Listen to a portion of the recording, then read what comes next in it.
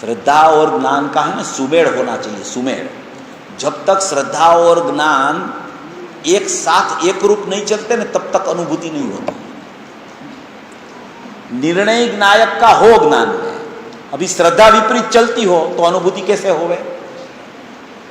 क्योंकि प्रतीति पूर्वक तो सम्यक ज्ञान होता है। अभी ज्ञायक की प्रतीति ही नहीं हुई तो सम्यक ज्ञान का जन्म ही नहीं होगा, चाहे कितना भी अनुभूति स्वरूप भगवान आत्मा जानने में आता हो। वो तो आ ही रहा है, आ ही रहा है। प्रतीति माने स्वीकार ही नहीं आया उसका कि यही मैं हूं, यही मैं हूं, यही मैं हूं। ऐसा श्रद्धा ने अहम ही नहीं किया वहां, तो वो प्रतीति नहीं हुई तब तक तो वो ज्ञान में जानने में आ रहा है, वो तो परोक्ष है, तो परोक्ष है, इसमें प्रत्यक्षता नहीं है। प्रत्यक्षता तो वेदन पूर्वक होती है।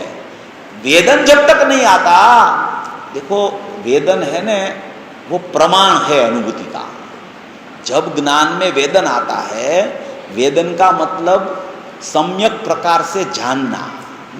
वेदन माने कोई स्पर्श नहीं होता वहां कि भाई ज्ञान का ज्ञायक के साथ टच हो गया, स्पर्श हो गया, तो वो तो स्पर्श तो पुद्गल का गुण है। आत्मा में तो जानना ऐसा गुण है, स्पर्श नहीं होता वहां कुछ, स्पर्श गुण पुद्गल में है। यहां सम्यक प्रकार से जानना, सम्यक प्रकार से जानना, सम्यक प्रकार से जानना, उसको अनुभूति बोला जाता है, उसको वेदन बोला जाता है। वेदन माने सम्यक प्रकार जाना अपने आत्मा को, उसको ऐसा बोला गया कि ये जीव को आत्मा की अनुभूति हो गई, आत्मा का वेदन आ गया। अभी वो वेदन जब तक नहीं आता तब तक उसको अनुभूति नहीं है, और कब तक अनुभूति नहीं है कि आत्मा की प्रतीति नहीं हुई। अब उसको जब तक प्रतीति नहीं होती तब तक स्वसंवेदन नहीं होता, और स्वसंवेदन नहीं होता तब तक लीनता नहीं होती। देखो यहाँ भावार्थ में है ना दर्शनान चारित्र से लिया है, देखो भावार्थ है ना इसमें, उस पे देखो दर्शनान चारित्र से लिया है, जो चीज ली है वो दर्शनान चारित्र से बात ली है उधर भावार्थ पे। देखो भावार्थ है साध्य आत्मा की सिद्धि दर्शनान चारित्र से ही है। साध्य आत्मा उसकी सिद्धि करनी हो तो दर्शनान चारित्र से है। अनुभूति स्वरूप भगवान आत्मा ज्ञान में जानने में आ रहा है, मगर जब तक उसका दर्शन नहीं होवे, जब तक उसकी प्रतीति पूर्वक स्वसंवेदन नहीं होवे, तब तक साध्य आत्मा की सिद्धि नहीं होती। तो ये कहना चाहते हैं कि देखो ये श्रद्धा और ज्ञान का सुमेड़ कैसे चलाना। तो ये ज्ञान के तो दो पार्ट अपन ने समझ लिए, और एक अभी श्रद्धा का पार्ट जो है, श्रद्धा का विषय है ना, वो सम्यक श्रद्धा का विषय नियम से निर्विकल्प रहता है, क्योंकि श्रद्धा खुद निर्विकल्प है। तो श्रद्धा का श्रद्धेय माने कि श्रद्धा अहम जिस पे करती है ज्ञायक में कि मैं ये हूं, तो वो ज्ञायक जो है वो श्रद्धा में विषय बना कि ये ज्ञायक में हूं, तो वो श्रद्धा निर्विकल्प होती है।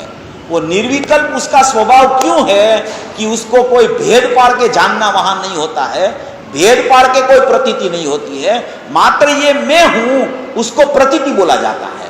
तो श्रद्धा है वो ये मैं हूं, तो श्रद्धा का विषय में परिणाम नहीं है, तो श्रद्धा तो निर्विकल्प तत्व को ही स्वीकार करती है। वो कोई माने कि पर्याय को भी श्रद्धा स्वीकार नहीं करती।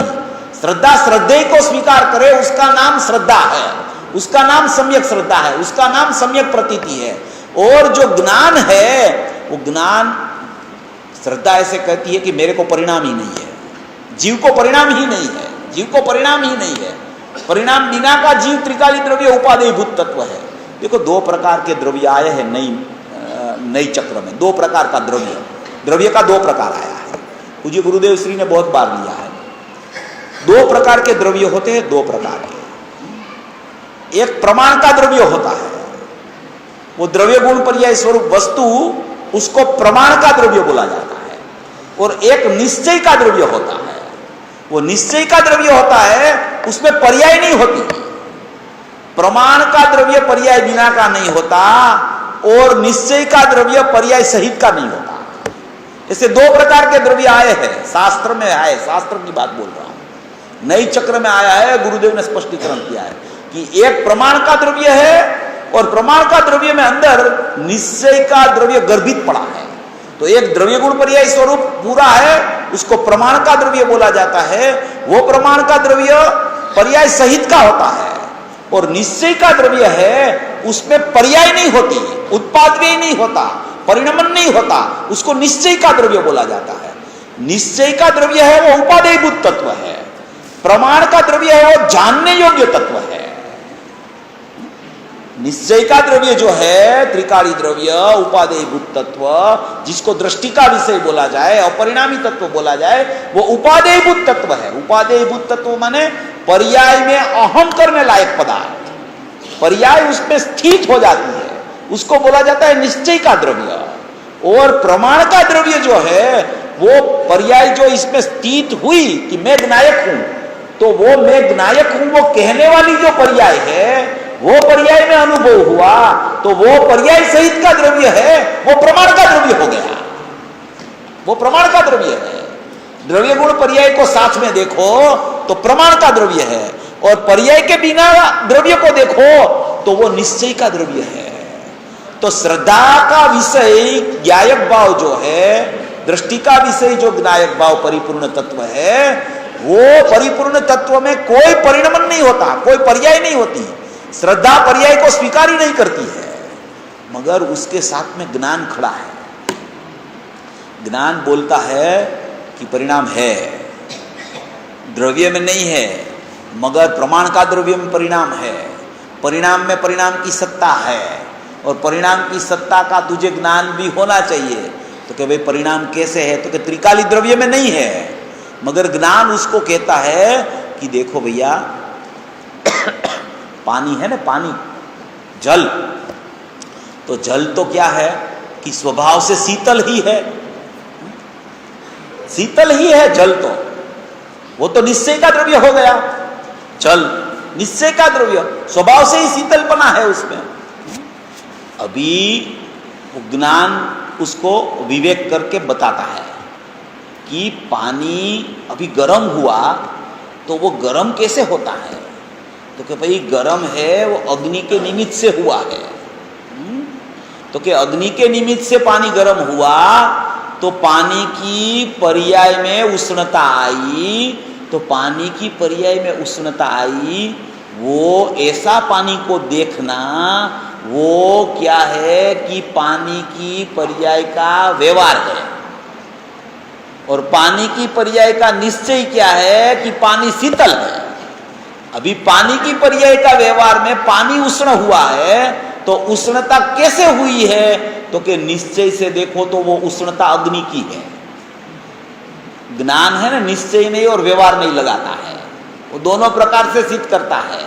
पानी गर्म हुआ भी है और पानी गर्म हुआ नहीं भी है, ऐसा ज्ञान कराता है ज्ञान।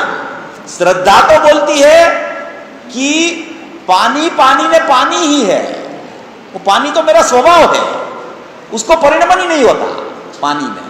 अभी पानी का परिणमन देखना हो तो अभी उष्णता है, तो क्या उष्णता है वो है कि नहीं, तो क्या पानी की पर्याय में उष्णता अभी है जरूर। तो कि पानी की पर्याय में उष्णता हुई, वो कैसे हुई, तो कि अग्नि से, अग्नि के निमित्त से हुई है, तो कि वो अग्नि के निमित्त से हुई है। पानी की पर्याय में उष्णता, वो पानी की पर्याय का व्यवहार है। और पानी की पर्याय का निश्चय क्या है कि उष्णता अग्नि की है, पानी की नहीं है, वो पानी की पर्याय का निश्चय है। तो ज्ञान दोनों प्रकार से उसकी सिद्धि करता है।